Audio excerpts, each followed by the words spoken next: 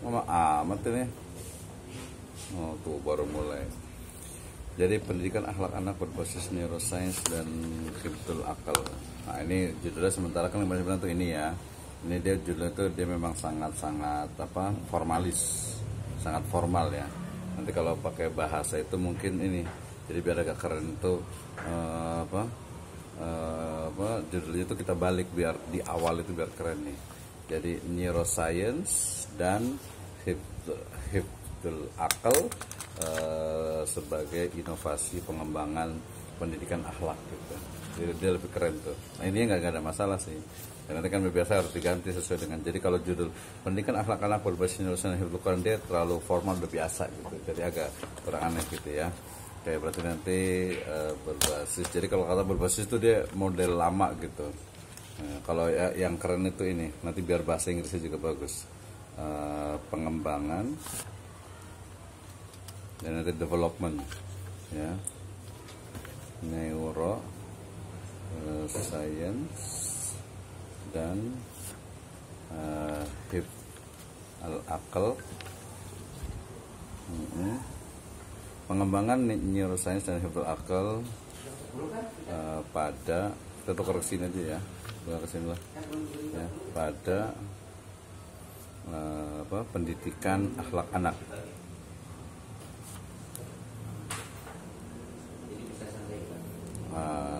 Pendidikan akhlak.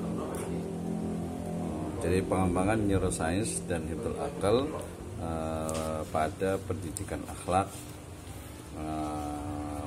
Kalau nanti nyambung dengan Pak Dr. Zainal tuh di era Fuka. Katanya jadi dia dibalik itu di sini biar agak tren sedikit jadi dapat 2 tren tuh. Nah kemudian ke sini langsung ke abstrak ya. Kalau keywordnya pendidikan akhlak, neuroscience, hifdzul akal, karakter, moral. Nah ini udah cukup lah. Ini udah kan? Enggak, maksudnya saya bilang udah bagus nih. Oke, nah ini tadi yang saya baca itu ini aja nih. Jadi pendidikan akhlak merupakan hal yang sangat penting bagi pembentukan karakternya. Mungkin kata-kata nya sih dihilangin aja nanti.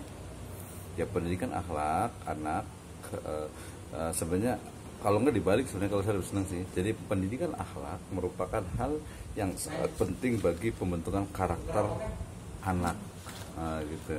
Jadi anaknya di belakang. Terus mendidik anak tentang moralitas ya. Ini kan anak langsung ngasih ke anak lagi. Mendidik anak ya. Mendidik anak tentang moralitas ya. Mendidik anak tentang moralitas semakin sulit karena efek negatif dari lingkungan semakin meningkat di era modern saat ini. Ini sebenarnya boleh sih, nggak apa-apa lah ini.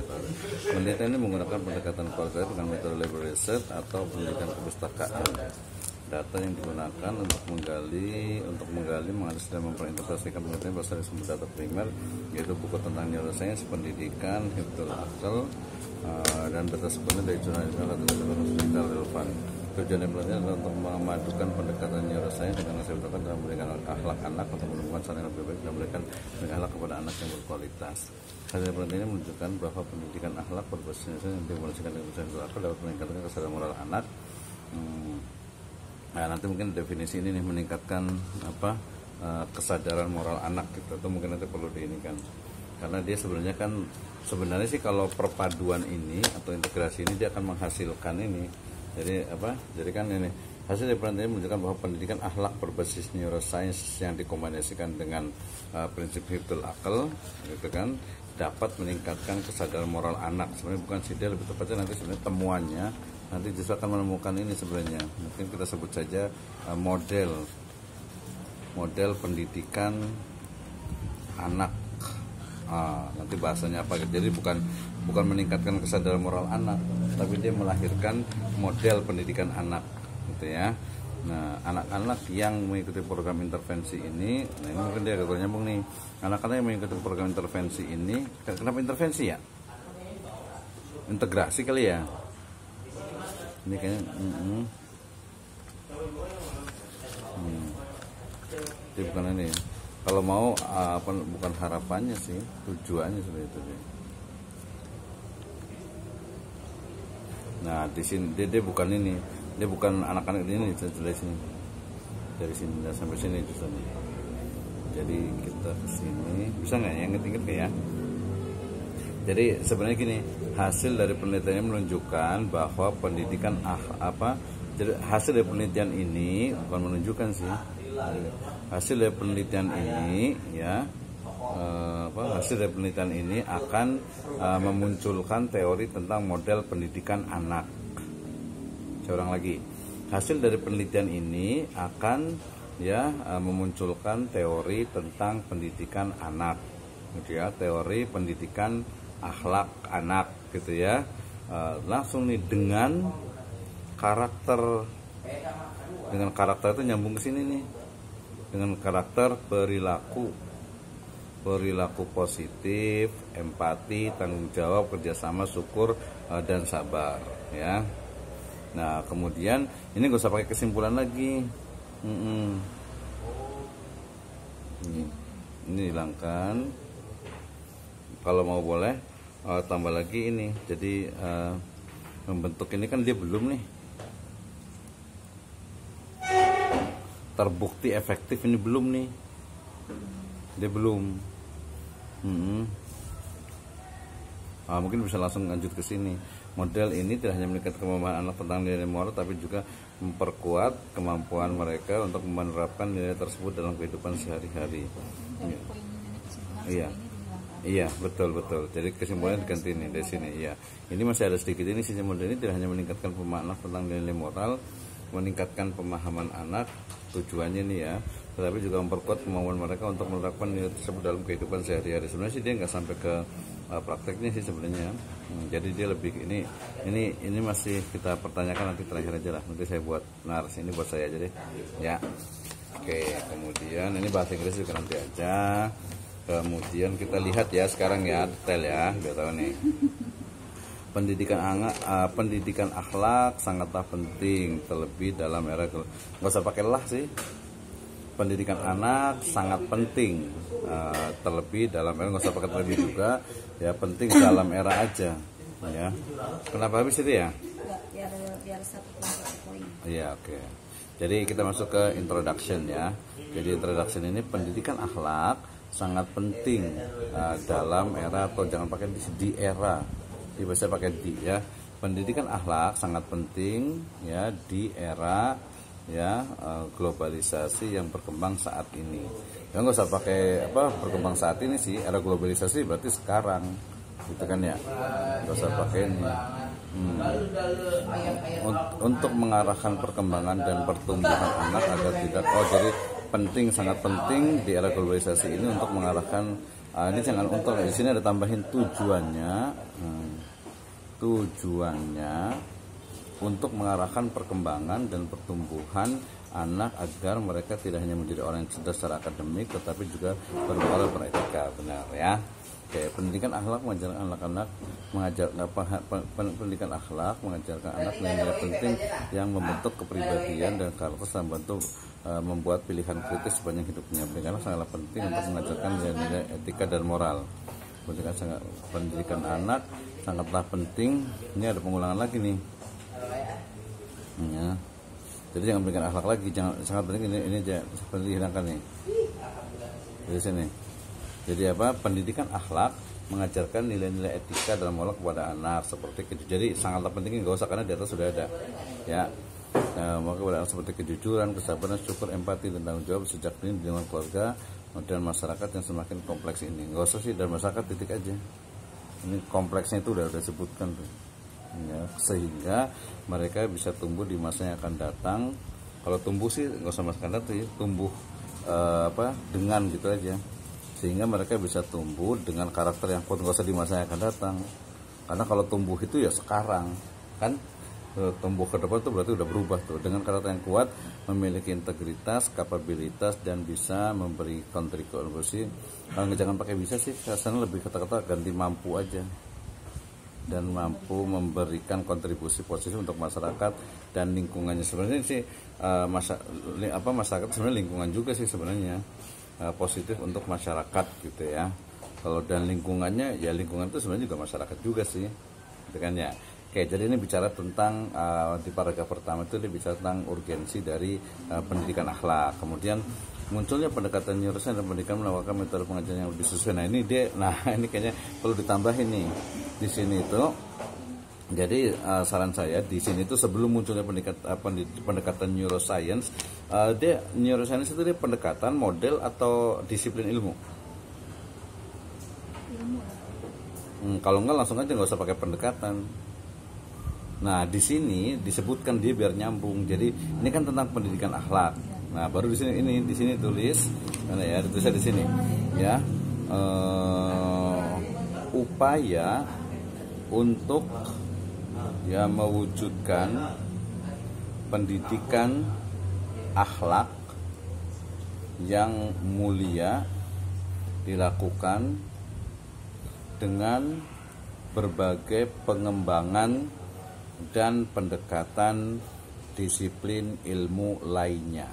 Salah satunya adalah dengan adanya neuroscience ini. Gitu. Jadi dia dari paragraf yang atas itu ke paragraf yang bawahnya itu dia nyambung. Ya. Jadi adalah neuroscience ya. Nah, langsung di sini ya. Di sini ya. Yang menawarkan metode pengajaran yang lebih sesuai dengan cara otak. Jangan usah pakai lebih sih, karena khawatir dengan pengajaran yang kalau saya lebih cenderung yang berbasis, ya, yang berbasis cara otak bekerja, ya. Terus kemudian jangan lupa lagi berarti dengan ini kan yang berbasis dengan pendekatan ilmiah. Dengan pendekatan ilmiah yang meningkatkan kualitas pendidikan. Lorna ini 2023. Penelitian di bidang ini dapat menunjukkan bahwa elemen seperti perhatian, motivasi, dan pengembangan dibentuk dan dipengaruhi oleh pengalaman belajar sehari-hari. Peningkatan ketika pertemuan ini memulai untuk memahami lebih tentang proses kognitif dan emosi yang dibincangkan karena penerapan yang tepat dapat membantu pendidikan belajar yang mendalam dan berangkat bagi anak-anak. Oke, sistem dalam metode pendidikan kontemporer mengintegrasikan pendidikan dengan penerapan neuroscience sebagai bidang penelitian sangat relevan. Nah, ini bolehlah nyambung nih. Jadi biasa kayak cuma di awal itu yang agak koreksi. Sistem dalam metode pendidikan kontemporer sistem dalam metode atau nggak usah pakai sistem dalam metode, langsung pendidikan kontemporer aja. Nah, kalau mau pakai sistem boleh, nggak usah pakai dalam metode aja. Kalau sistem aja boleh, ya. Sistem pendidikan kontemporer sebenarnya model sih biasanya itu, ya. Sistem pendidikan kontemporer yang model sih seharusnya itu, ya.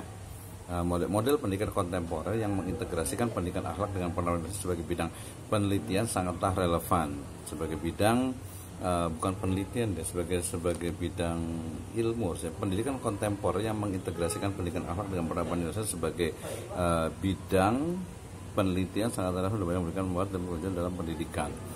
Kenapa dalam bidang penelitian ya? Sebagai bidang sebagai bidang ilmu aja. Sebagai bidang ilmu, bukan bidang cabang ilmu lah ya, cabang aja, pakai cabang ilmu sangat relevan dan memberikan manfaat dan kemajuan dalam neuroscience. Melakukan persekurian dapat mengubah cara pembelajaran karena menekan bagaimana otak manusia memproses data dan bagaimana belajar pada tingkat biologis. Neuroscience dapat membantu menerapkan pembelajaran berbasis nilai dalam konteks pendidikan akhlak dan pertimbangan perubahan pada tingkat neurologis dalam memperkuat pembentukan etika dan moral. Karena itu konsep pendidikan tradisional yang berfokus pada akhlak dan pendekatan modern berbasis neuroscience dapat bersama dengan baik. Pendidikan saya ganti aja, jangan pakai tradisional ya, pakai klasik aja. Jadi kalau tradisional tuh kesannya agak-agak ini gitu. Jadi oleh karena itu konsep pendidikan klasik yang berfokus pada akhlak dan pendekatan modern berbasis neuroscience dapat bekerja sama dengan baik, ya. Islam juga memberikan perhatian dalam rangka pendidikan terutama dengan akhlak. Islam juga memberikan perhatian dan penekanan pada pendidikan terutama akhlak. Nggak usah pakai pendidikan, dia langsung ke ini aja. Jadi Islam juga memberikan perhatian dan penekanan pada pendidikan akhlak gitu aja. Nggak usah pakai terutama. Jadi kita udah fokus, ya. Jadi penekanan pada pendidikan akhlak dengan menitik beratkan pada anak ini mungkin kesalahan itu, ya.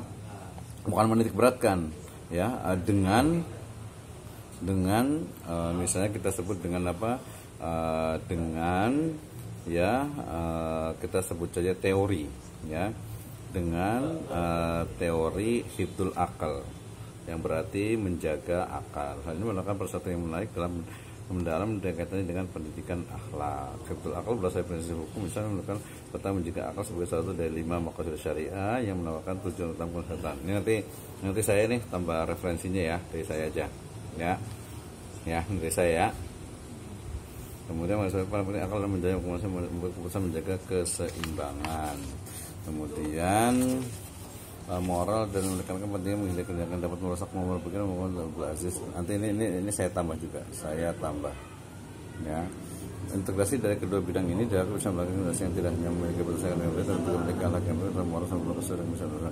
Metode ini memerlukan penelitian lintas disiplin, menggabungkan paham dalam disabilitas dengan paham tentang otak dan kalau berahli dalam berbagai bidang seperti menggunakan psikologi, neuroscience, dari kala-kala itu dapat ikut melakukan yang inovatif menjalankan. Ini benar ya, yang Holtzman ini benar ya, 2017 ya? Memang isinya begitu ya? Yang Holtzman ini? Kurang lebihnya ya. Nanti kalau umpamanya sebenarnya kalau mau bagus kayak di tesis juga, itu mungkin di print di ini kan jurnal ya. Ini di print di halaman depannya aja, untuk lampiran di belakang untuk membuktikan aja. Kalau nanti di share ininya biar ada buktinya gitu ya. Penelitian ini buka peluang besar untuk memperbarui ya, bukan memperbaharui ya. Kurikulum pendidikan lebih luas membuat kebijakan kajiannya akan menggali berbagai fundamental dan berbagai sudah pendidikan pendidikan akhlak mengembangkan harus oke. Pertanyaan oke, udah sih, udah cukup bagus ini. Nanti mungkin saya tambahkan sedikit lah di sini. Iya, karena tujuan itu kan sebenarnya mengembangkan penelitian menggunakan kualitatif itu ya, literatur dengan sumber data utama menjawab. Penelitian ini menggunakan pendekatan kualitatif dengan metode library research atau yang dikenal dengan istilah penelitian kepustakaan. Kalau satu yang dikenal sih library research ya, atau penelitian kepustakaan ya.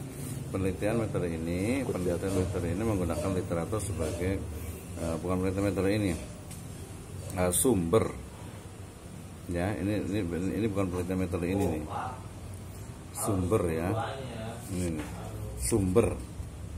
sumber data dalam penelitian ini menggunakan literatur sebagai sumber utama data, sumber data utama untuk menjawab pertanyaan penelitian. Data yang digunakan untuk menggali berasal dari sumber data primer, yaitu buku-buku tentang neuroscience, pendidikan, bahkan dan segala jumlah ilmiah, artikel, dokumen dan sebagainya. Adalah research in library, berarti ada perubahan yang terbaik tentang library research sih sebenarnya itu. Ini nanti ganti library research sih sebenarnya di atas itu. Ini jadi bukan research in library. Kalau research in library berarti penelitian di perpustakaan ya, tapi library research itu kajian kepustakaan. Mendapatkan banyak lebih tentang topik tertentu dengan melihat teori, ide dan template setelah dikembangkan oleh peneliti sebenarnya termasuk internet sumber, mengevaluasi kredibilitas, literatur, sintesis informasi, mengenai keuntungan metode ini, keunggulan metode ini dia rekomendasi untuk memberikan konteks teoritis yang kaya mendalam dalam melakukan pengumpulan data lapangan. Metode ini digunakan untuk menentukan berbagai hipotesis yang menemukan salah dalam penelitian. Dia nggak pakai hipotesis sih. Metode ini digunakan untuk peneliti untuk ini aja. Ini sebenarnya di sini itu ya. Jadi metode ini digunakan oleh peneliti untuk ya ini aja menganalisis dan mengkonstruk maksud apa nih ya, model pendidikan akhlak itu aja ya. Penelitian ini dilakukan dengan meninjau literatur sebelumnya secara kritis. Oleh karena itu penelitian terjadi sebagai banyak penelitian tentang bidang ilmu sosial dan humaniora. Oke ya, kemudian coba kalau ini sih kayaknya nggak terlalu banyak sih, tinggal nanti referensinya aja harus harus valid ya. Pendidikan akhlak, terminologis akhlak berasal dari bahasa Arab berarti etika atau moral. Boleh, nah ini boleh lah tambahin, jadi jangan langsung ke terminologi tapi etimologi dulu sedikit lah, paling 3 baris ya. Jadi akhlak, tulisannya akhlak secara etimologi ya berasal dari kata apa gitu. Baru ke terminologis ya. Ini aja tambahin. Perilaku hanya pakai ya. Pendidikan akhlak adalah proses mengajarkan nilai moral. Pendidikan akhlak mengajarkan peran. Pendidikan akhlak mereka mendidik anak tentang akhlak bukan hanya mengajarkan perbuatan. Pendidikan akhlak harus diajarkan toleransi karena dapat dinamis. Oke, ini pendidikan akhlak. Oke, pendidikan akhlak. Udah banyak sih sebenarnya, cukup neuroscience setelah kita pelajari pada musaraf. Ini kemarin udah ditambahin ya. Tentang otak, proses belakang. Neuroscience, cabang ilmu pelajari sistem saraf. Menurut salah satu teori nggak usah pakai masalah sih, ini hapus saja nih. Neuroscience sangat teori, langsung aja, nggak usah pakai menurut salah satu, langsung aja teori neuroscience gitu kan. Paul D. MacLean yang berkata pada tahun 60-an berkata evolusi otak vertebrata, kemudian limbic system, neocortex. Ya, ini sebenarnya udah lama juga sih, saya dulu baca udah lama juga nih ya. Utama otak vertebral, sistem limbic, neocortex atau otak belajar. Neocortex dari kantung manusia, berkatakannya limbic, ini bagian-bagiannya nih ya teorinya. Bagian terakhir otak reptil, kemudian sebagai sebenarnya bagian korteks juga dengan sebagai bagian prefrontal otak apa yang dipelajari, pengetahuan dan sebagainya. Prefrontal cortex ini terjadi di belakang dahi kepala, kemudian sebenarnya bukan otak ke badan, dilihat, didengar, diucapkan dan dirasakan masuk otak, kemudian jadi memori. Pesan yang ada di otak akan masuk ke badan dan membentuk amalan atau lumayan ini bagus nih, menarik nih sebenarnya. Yang menarik itu di sini sebenarnya itu. Jadi yang Aisyah Dahlan. Tapi kalau Aisyah Dahlan itu Dahlan aja, nggak usah pakai Aisyah ya. Kan dia nama terakhir. Iya. Anak saya juga ikut itunya, kalau nggak salah itu grupnya atau apa gitu, anak gitu. Penelitian neuroscience menunjukkan bahwa bagian otak, iya Dahlan aja kan di terakhir. Bukunya ada kan ya? Di mana pengalaman mendukung neurotis yang mendukung perilaku mulai baik. Neuroscience juga menunjukkan bahwa pengalaman konsisten, saya sangat penting untuk menentukan perilaku mulai ketika namun prefrontal cortex adalah bagian otak. Oke, saya kemarin yang ini terakhirnya yang pertama, ini prinsip-prinsipnya ya, adalah neuron. Utama neuron, konteks sensori, gangguan responsif pada neuron di prefrontal cortex menyebabkan prinsip-prinsip neuroscience dalam pendidikan akhlak anak berfokus pada pemahaman cara kerja otak bukan lingkungan. Prinsip-prinsip neuroscience dalam pendidikan akhlak ya. Dia mungkin nanti pendidikan secara umum kayak mungkin ya. Neuroplasticity, otak dapat berubah dengan pengalaman pembelajaran, mengajar malah berulang dan membantu memperkuat jalur neuron dan mendukung perilaku positif ini. Pengalaman ini ya. Ini kan tadi kemarin kuncinya ini nih. Ya, pengalaman dan pembelajaran yang berulang kalau nggak salah gitu ya. Ini kan karena dia ini kan keywordnya itu berulang kan ya. Nah, nanti kita akan cari nih yang berulang itu dia di dalam Islam itu seperti apa gitu ya. Mungkin kalau menurut saya salah satu itu sholat gitu ya.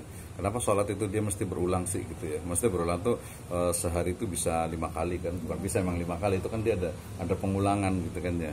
Ini penting. Pengalaman dibutuhkan emosi positif seperti kasih sayang, empati, dapat membantu belajar akhlak dan memperkuat nilai moral. Ini berarti kasih sayang. Ini kasih sayang ini dia sama dengannya mungkin kisah Nabi itu yang si Abu Umair itu, yang apa sih? Iya, itu juga sayang, betul. Itu bisa juga tuh kontekstual. Betul.